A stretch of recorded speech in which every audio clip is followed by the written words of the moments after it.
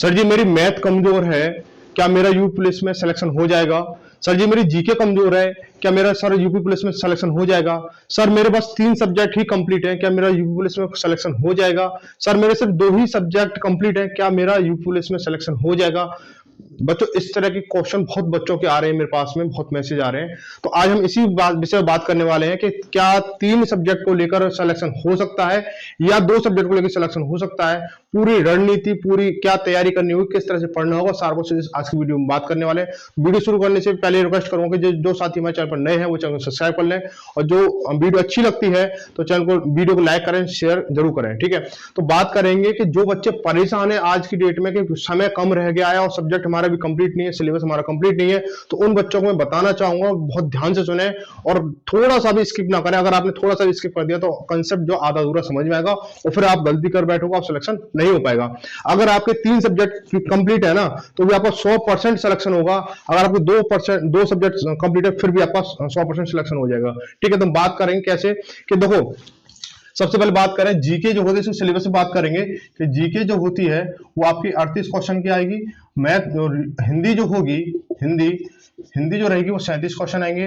Math के जो रहेंगे वो आपके 19 से 20 क्वेश्चन आते हैं, 20 क्वेश्चन मान लो। और रीजनिंग के जो है आपके 55 क्वेश्चन हो गए। ठीक है, तो 150 क्वेश्चन आपके ये हो चुके हैं। अब बात करेंगे, देखो जिसकी हिंदी कम वो सॉरी जिसकी मैथ कमजोर है या जीके कमजोर, उनकी सबसे पहले उनकी बात करेंगे। ठीक है, तो जिसकी जीके कमजोर है पहले उसकी बात कर लेते हैं कि अगर जीके कमजोर है, अब उन बच्चों की बात करेंगे। देखो जो हिंदी और रीजनिंग तो सभी की कंप्लीट है। अगर मैं आपसे बोलूं कि बेटा आपकी हिंदी तैयार है तो आप क्या जवाब दोगे? तैयार है जी, बिल्कुल तैयार है। हिंदी तैयार करना कोई तैयार वाली बात नहीं होती है। ऐसी रीजनिंग की बोलूंगा तो रीजनिंग तैयार है तो आप बेटा 100% क्या 200% बोल दोगे रीजनिंग तैयार है। ठीक है, तो आप बात करें, देखो अगर इनको नंबर को जोड़ा जाए, इनके नंबर को जोड़ा जाए तो कितने हो गए? 37 और 55, 37-55 अगर क्वेश्चन जोड़े तो 7 5 12 हासिल लगी एक और 5 92 क्वेश्चन हो गए। ठीक है भाई, अब 92 क्वेश्चन जिसने कर दिए ना तो सिलेक्शन हो जाएगा। लेकिन बोलोगे सिलेक्शन कैसे होगा, मैं पूरा प्रोसेस बताऊंगा। पहले समझो चीज को कि लड़कों की, पहले मैं मेल कैंडिडेट की बात करूंगा, फिर फीमेल कैंडिडेट की बात करूंगा, सारी रणनीति समझाऊंगा कि अगर मेल कैंडिडेट है उनके लिए क्या करना होगा, फीमेल कैंडिडेट है उन्हें क्या करना होगा। ठीक है, फीमेल कैंडिडेट है उन्हें क्या करना होगा। और आपको पता है कि मैंने भी यूपी पुलिस 49,568 में एग्जाम क्वालिफाई किया था, जॉब नहीं ली थी, वो कुछ अलग रीजन था उसके लिए। तो क्वालिफाई किया तो पूरा अनुभव है उस चीज का, और बच्चों को पढ़ाया तो पूरा अनुभव होता है कि किस बच्चों को किस तरह से तैयारी करनी चाहिए। ठीक है, ऑफलाइन ऑनलाइन सारा कुछ चलता रहता है, तो सारा कुछ अनुभव है पूरा।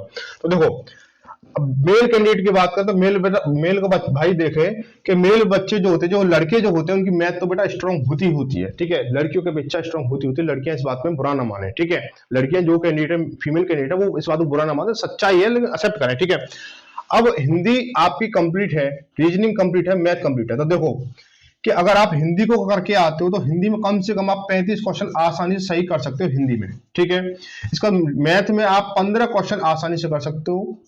रीजनिंग की अगर बात करें, रीजनिंग में आप 50 क्वेश्चन आसानी से कर लोगे। ठीक है, तो टोटल कितना होगा? देखो 35 और 15 50 और 50 100 हो गया। 100 नंबर, 100 क्वेश्चन आपने किए, एक क्वेश्चन क्या आपका 2 नंबर का 200 नंबर हो गए। ठीक है, तो यहाँ पे आपके 100, यहाँ पे आप जीको को टच भी नहीं करोगे ना, जीको को टच नहीं करोगे तो आसानी से आप 100 क्वेश्चन सही कर सकते हो, 200 नंबर ला सकते हो। ठीक है, यहाँ पे सिलेक्शन पक्का हो जाएगा। पिछली आपने कट ऑफ देखी हो तो आपके 173 पॉइंट कुछ पे तो ओबीसी गई थी, इसके बाद 183 या 184 पे आपकी जनरल की गई थी। ठीक है, तो यहाँ पे 200 नंबर बनने आपका आसानी से हो जाएगा, लेकिन सेफ स्कोर में भी हमें जाना है। ठीक है, तो जीके के लिए थोड़ा सा कदम उठाना है कि जैसे करंट अफेयर हो गया है ना, करंट अफेयर हो गया, यूपी जीके हो गई। यूपी जीके से देखो, अगर बेसिक जी जनरल अवेयरनेस से बात की जाए, आपको कहां से पढ़ा, क्या आया क्या नहीं आया, वो सारी चीजें बहुत ज्यादा डिफिकल्ट हो जाती हैं जीके के लिए।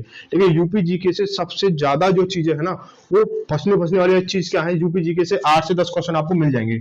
8 से 10 क्वेश्चन कहां से मिलेंगे आपको? यूपी जीके में क्या चीज पढ़नी चाहिए कि आप अपने संभाग पढ़ लो ना, संभाग जो मंडल वगैरह होते हैं, आप कौन सा जिला किस चीज के लिए फेमस है ये पढ़ लो।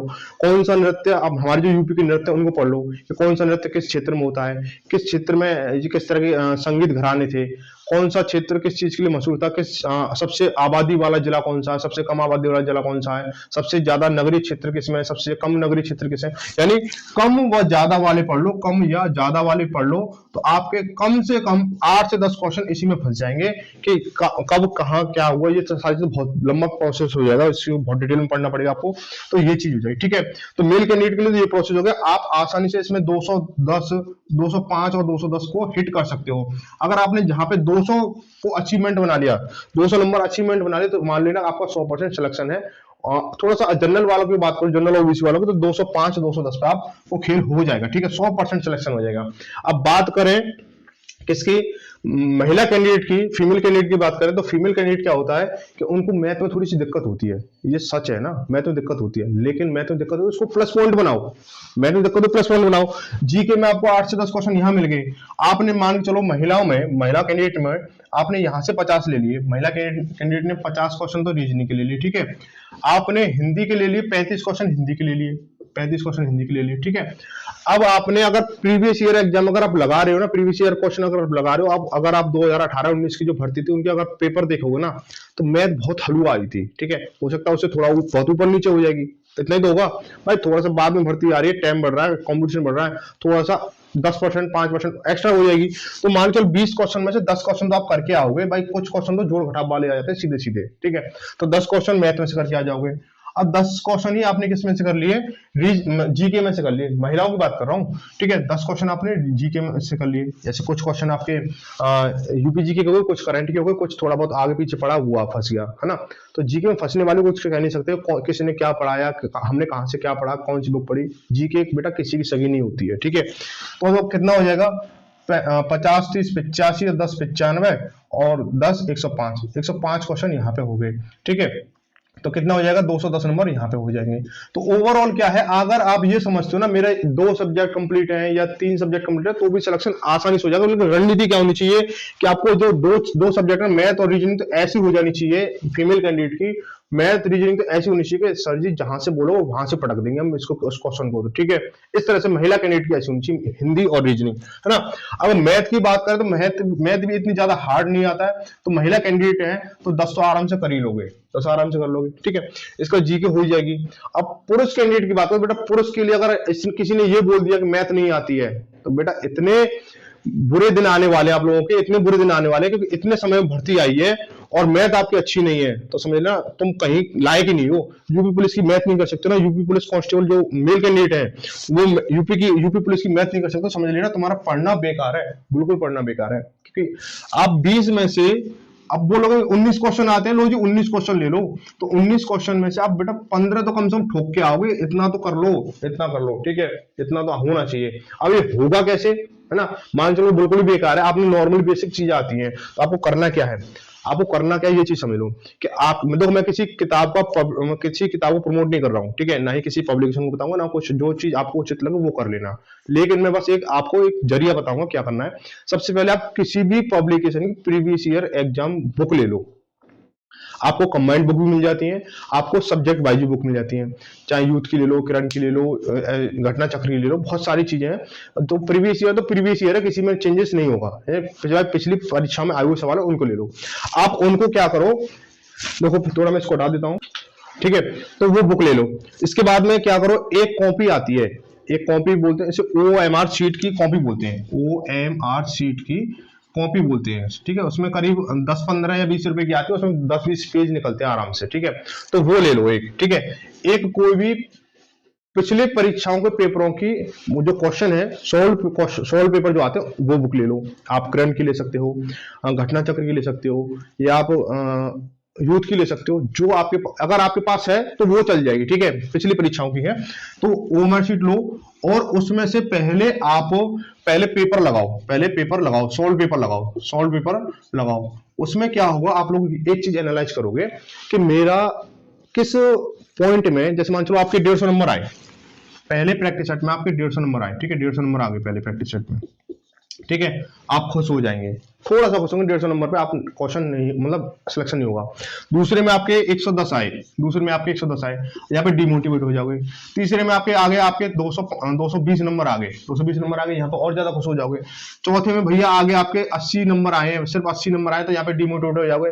लेकिन बेटा ये आ क्यों रहे, ऊपर नीचे हो क्यों रहे हैं, ये भी तो मामला पता होना चाहिए। तो सबसे पहले अपने आप की कमी पहचानो कि मैं कहाँ गलती कर रहा हूं, मैं कहाँ कमजोर पड़ रहा हूं। जब आप अंदर से मजबूत होंगे, जब तो बाहर लड़ोगे, ठीक है।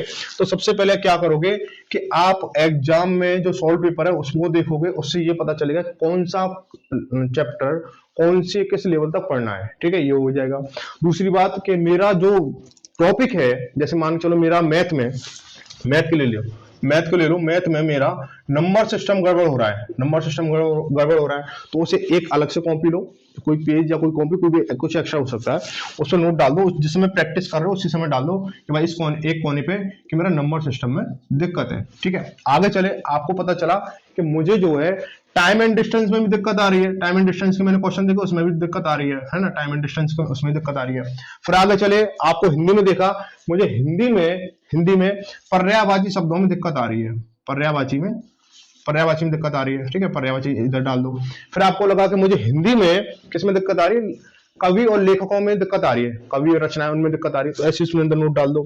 आप रीजनिंग में देखो, रीजनिंग में पता चला, रीजनिंग कर रहे हो, अब उसमें पता चला मुझे कथन निष्कर्ष में दिक्कत आ रही है, वेन आरेख में दिक्कत आ रही है, मुझे घड़ी में दिक्कत आ रही है, मुझे बैठक व्यवस्था में दिक्कत आ रही है। तो पहले उन कमियों को ढूंढो कि मेरे अंदर क्या क्या कमी है, क्योंकि आप ना इस समय जंग लगी हुई प्राणी हो, जंग लगी वस्तु नहीं, जंग लगी हुई प्राणी हो, क्योंकि 4 साल से भर्ती नहीं आई है। तो अब बेटा मस्त मौला पड़े थे, भर्ती आएगी जब देखी जाएगी, नहीं तो ऐसे चलना तो चलने दो, ठीक है। तो अब ये चीजें जो है आपको यहां से कमी बताएंगी और उन कमियों को एक्सेप्ट करो कि हाँ भाई मुझ में ये कमी है, अब मुझे यहां से प्रैक्टिस आज नहीं लगाना है, मुझे मतलब कल नहीं लगाना है, मैं पहले इन चीजों को कंप्लीट करूंगा, ठीक है, कंप्लीट करूंगा। और मुझे ये भी पता चल चुका कि यूपी पुलिस में इस तरह के क्वेश्चन आते हैं या इस लेवल के क्वेश्चन आते हैं। तो आपके पास कोई भी बुक हो, कोई भी जैसे एस डी यादव हो, या आपको आर से बोलो बहुत बड़ा लेवल हो गया, एस डी यादव भी मान लो कि एस डी यादव सबके पास होगी। जो बच्चा तैयारी कर रहा है उसके पास 2 बुक तो कंपलसरी पाएंगे, एक लूसेंट की जीके और एक एस डी यादव की मैथ, है ना, ये 2 बुक तो पाएंगे, ये एस डी यादव होंगे। आप एस डी यादव से उन टॉपिक को कंप्लीट करो, ठीक है, ये हो जाएगा। उसके बाद में आप जैसे रीजनिंग में है, हिंदी में है, ये ठीक है, ये चीजें कंप्लीट हो जाएंगी। अब उसको प्रैक्टिस सेट लगाओ पूरा, तो वहां पे गारंटी से आपका स्कोर अगले दिन क्या होगा, कम से कम भाई, कम से कम मान लेना कि 30 नंबर तो एक्स्ट्रा आएगा ही आएगा, 30 नंबर एक्स्ट्रा आएगा, क्योंकि 4 सब्जेक्ट हैं, 4 सब्जेक्ट में अगर आपने 5-5 नंबर भी 5-5 क्वेश्चन भी बढ़ाए ना, तो 20 मतलब 40 नंबर बढ़ेंगे, ठीक है, 20 क्वेश्चनों पे, ये हो गया। अब आपको करना क्या है, अब बच्चों के साथ समस्या क्या आती है, सर टाइम मैनेज नहीं हो पाता, हमें टाइम मैनेज नहीं हो पाता है कि पेपर मतलब हमारा सब कुछ तो मतलब कंप्लीट है, लेकिन टाइम मैनेज नहीं हो रहा है, चीजें भूल रहे हैं, तो चीजें बार बार रिवाइज करनी पड़ेंगी, ठीक है, कम समय है, ज्यादा रिवाइज करना होगा चीजों को। और पेपर एग्जाम टाइम में हमें टाइम मैनेज नहीं हो पाता, हमने पहले पेपर देख लिए और पुलिस का दे लिया, SSGD का दे लिया और भी अन्य पेपर दे लिए हमने, ये टाइम हमें कम पड़ जाता है एग्जाम टाइम में, एग्जाम हॉल में हमें टाइम कम पड़ेगा। उसके लिए क्या करें, उसके लिए अगर मैंने बताया ना OMR शीट की कॉपी आती है, उसका पेज लो, आप जैसे प्रैक्टिस सेट जैसे लगा रहे हो तो उसको अपना स्टॉप वॉच लगा लो, टाइमर लगा लो, जो भी कुछ आपके पास व्यवस्था हो वो कर लो, ठीक है। मोबाइल वगैरह अपना साइलेंट मोड जो भी है, स्विच ऑफ वगैरह, फ्लाइट मोड, जो भी कुछ करना हो कर दो, अलग फेंक दो, किसी डस्टबिन डाल दो, कहीं भी डाल दो मोबाइल को, उससे मोबाइल से हमें मतलब नहीं कि मोबाइल पास नहीं होना चाहिए। आप कोई भी घड़ी ले सकते हो, जैसे इस तरह से घड़ी ले सकते हो, मैं हमेशा अपने साथ अब भी रखता हूँ, इसमें टाइमर वगैरह सब कुछ अवेलेबल होता है, ठीक है, स्टॉप वॉच वगैरह सब कुछ अवेलेबल होता है, वो घड़ी ले सकते हो। और वहां पे क्या करोगे, आप एग्जैक्ट इस तरह से बैठोगे कि बीचों को डिस्टर्ब ना करे, चाहे वो रात का समय हो सकता है, चाहे दिन का समय हो सकता है, कि बोल दो किसी को, दिन में अगर तैयारी कर रहे हो तो बोल दो भाई मुझे आज कोई डिस्टर्ब नहीं करेगा, ठीक है, आज क्या मुझे अब से 1 महीने तक कोई डिस्टर्ब नहीं करेगा, मैं अब जो है अब आपका मैं घर के सदस्य नहीं हूं 1 महीने तक, बोल दो, क्लियर बोल दो घर वालों। सिलेक्शन चाहिए तो कटु वचन बोलने पड़ेंगे और कटु वचन सुनने पड़ेंगे, सिलेक्शन चाहिए तो सफलता यही कहती है आपको, कठोरता मतलब कठोरता आपको मिलेगी सफलता से पहले, ठीक है। तो जैसे ओएमआर शीट को आप लगा रहे हो, ओएमआर शीट को जैसे आपने रख लिया और इधर आपने पेपर को लगा रहे हो, तो वहां पे गोले भरो, जैसे ABCD है ना, CD ये कॉलम है, इनको पूरा फिल करो, एकदम एक्यूरेट टाइम निकल गया आपका, एक्यूरेट जैसे जितना पेपर में टाइम लगेगा ना उतना ही टाइम यहाँ लगेगा आपको, ठीक है। अब देखो कि मेरा जो टाइम है पूरा पेपर पढ़ने के साथ साथ, पूरा ओएमआर शीट भरने के साथ साथ में मुझे कितना टाइम एक्स्ट्रा जा रहा है ना। शुरुआत में टाइम जो 2 घंटे से ऊपर जाएगा, बच्चों की सबसे बड़ी गलती यही होती है कि यहाँ प्रैक्टिस करते नहीं, वहां जाके सीधा उतर जाते हैं मैदान में। बेटा जब तक आप अपनी तैयारी मतलब प्रैक्टिस घर पे नहीं करोगे तो बाहर क्या मतलब लड़ने कैसे जाओगे भाई? भाई बाहर लड़ने तो जा रहे हो आप लोग, तो जब घर पे तैयारी नहीं होगी तो वहां बाहर कैसे स्कोर लेके आओगे? तो पूरा प्रोसेस ऐसे कर लो जैसे एग्जाम में बैठे हो, कोई किसी से बातचीत नहीं, कोई कुछ नहीं, सीधा सीधा अपना main to main, focus to focus, point to point चलना है, ठीक है? इस तरह से करना है। तो आप ये देखोगे कि शुरुआत में मुझे लग रहा था 2 घंटे 30 मिनट लग रहे थे, लेकिन मुझे क्या 2 घंटे टाइम तो सिर्फ 2 घंटे का है, यहाँ से तो मेरा पेपर छूटेगा, और पेपर छूटा तो मान लो कि आप जो नेगेटिव गए, पेपर छूटा तो आपको क्या प्लस माइनस पॉइंट में चले गए, यानी आप क्या डाउन जाओगे, ठीक है? फिर उसे थोड़ा सा स्पीड बढ़ाओगे, आप देखो कि मेरा जो टाइम कंज्यूम हुआ किस जगह ज्यादा हुआ है, किस पोर्शन में ज्यादा हुआ है। जैसे मान चलो टाइम जो कंज्यूम ज्यादा होगा वो मैथ और रीजनिंग होगा, मैथ और रीजनिंग होगा, ठीक है? मैथ और रीजनिंग में, मैथ रीजनिंग में, अब मैथ रीजनिंग में किस में टाइम ज्यादा लग रहा है, किस पोर्शन में लग रहा है, किस चैप्टर के ऊपर ज्यादा टाइम लग रहा है, तो उस चीज को फिर दोबारा देखो और फिर उसे रगड़ दो दोबारा से, उसे दोबारा कर दोगे तो और प्रैक्टिस मौजूद हो जाएगी। तो फिर मान चलो फिर आ गया आपका 2:10 का टाइम आ गया, अब फिर देखो फिर आपका टाइम कहाँ ज्यादा जा रहा है। ऐसे करते करते आप करोगे ना तो ये जो टाइम ना लगभग एक से मतलब 1 घंटे 30 मिनट या 1 घंटा 40 मिनट पा जाएगा। और जब आपका 1 घंटा 30 मिनट या 1 घंटा 40 मिनट आपका पूरा पेपर हो रहा होगा ना, तो आराम से आप इसको 2 घंटे वहां आराम से कर लोगे। हालांकि आपको पेपर में आपको टाइम ज्यादा लगेगा, क्यों लगेगा? क्योंकि देखो 5 से कम 5 मिनट तो आप मान लेना, 5 मिनट आपको ओएमआर शीट भरने में लगेगी, ओएमआर शीट भरने में लगेगी, और कम से कम 5 मिनट उसमें मान लेना जो आपकी बायोमेट्रिक वगैरह होती है ना एग्जाम में, बायोमेट्रिक आ गया तो वो करेगा। तो अब बायोमेट्रिक में तो 5 मिनट लगती नहीं, वो आपका अंगूठा लगाएगा सीधा चल देगा, वो आपको 1-2 साइन करवाएगा, ठीक है? लेकिन जब आप किसी चीज को सॉल्व कर रहे हो और बीच में अगर आप आपसे बोल दो भाई इसे करो, ठीक है, तो जो आप कॉन्सेप्ट चल रहा है बीच में उसको तो आप छोड़ना पड़ेगा ना आपको, ठीक है? फिर वो आपको अपना प्रोसेस करे वो चलिए, फिर वही कंसेप्ट फिर आपको वहीं से पकड़ना पड़ेगा शुरू से, है ना? तो ऐसे करके लगभग 5-10 मिनट यहाँ चली जाएंगी, तो आपको मान लो कि आपको 1 घंटा 50 मिनट मिलेगी, और उसमें टारगेट होना चाहिए 1 घंटा 30 मिनट, 1.5 घंटे में पेपर आपका घर पर निकलना चाहिए। और ये चीज आपको निश्चित समझ लेना, अगर आपका 1.5 घंटे में पेपर निकल रहा है तो आप सफलता पा सकते हो, नहीं तो कोई मतलब नहीं है सफल होने का, ठीक है? ये चीज है, पर ध्यान से इस चीज को नोट कर लेना। आपको जहां किसी भी चीज पे नोट पैड पे या कहीं पे भी आपको नोट करना, ये चीजें जो जो मैंने चीज बताई है उनको नोट कर लेना।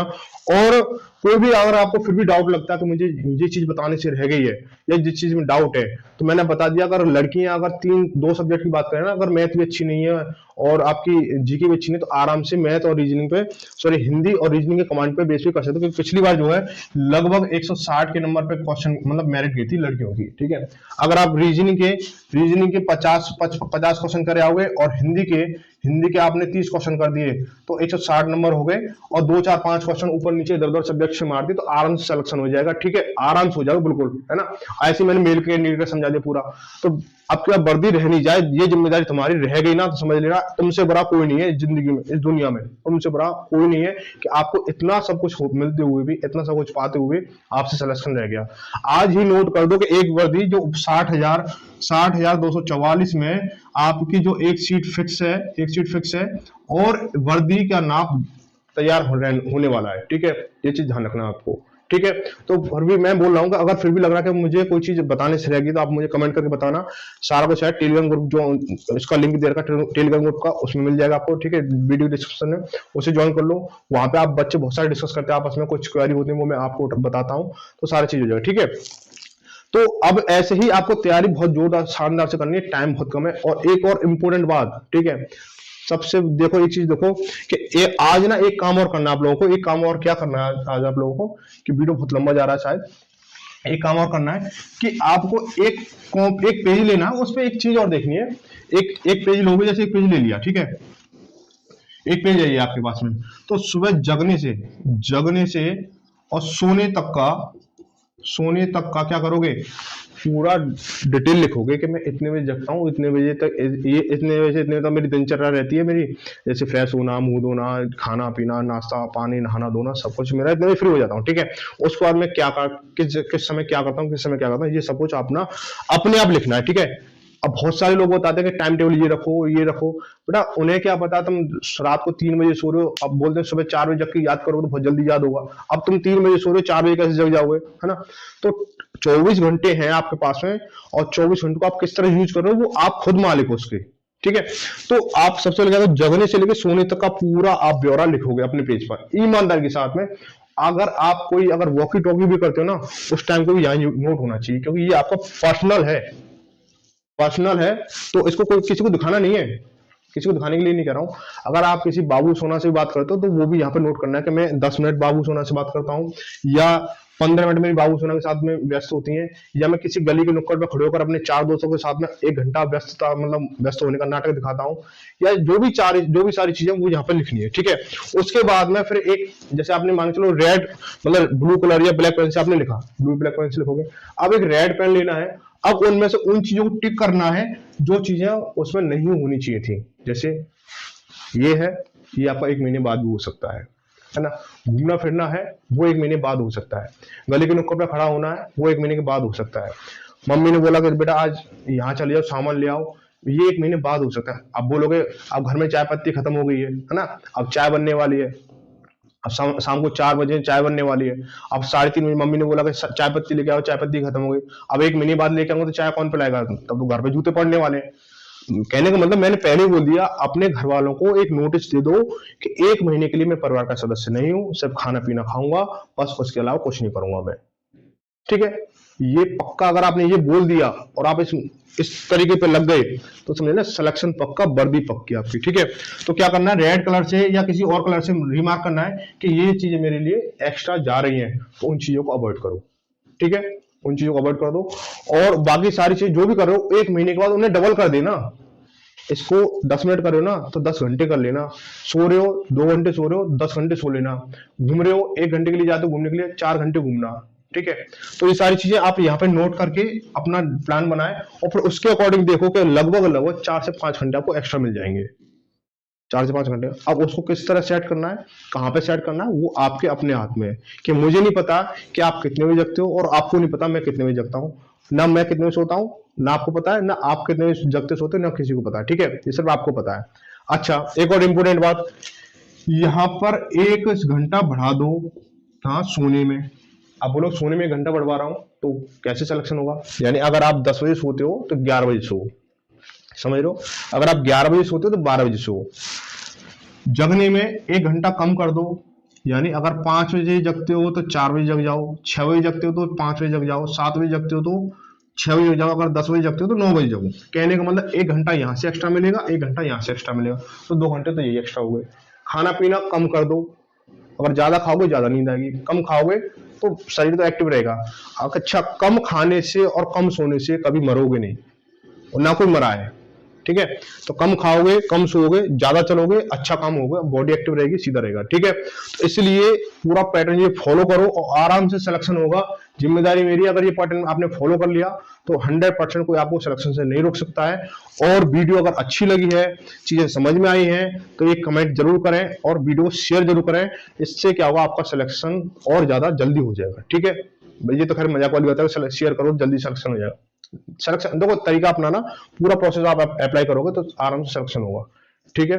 तो मिलते हैं अगली वीडियो में एक अगली खास जानकारी के साथ में। और हाँ, एक और बात, अगर आप मैथ के लिए डर रहे हो तो एसडी यादव के लिए चैप्टर वाइज पूरा आपको प्लेलिस्ट मिल जाएगी हमारे चैनल में, और वहां से आप अपने टॉपिक को, एक एक क्वेश्चन को मैंने करा रखा है, वहां से आप उसको कर सकते हो।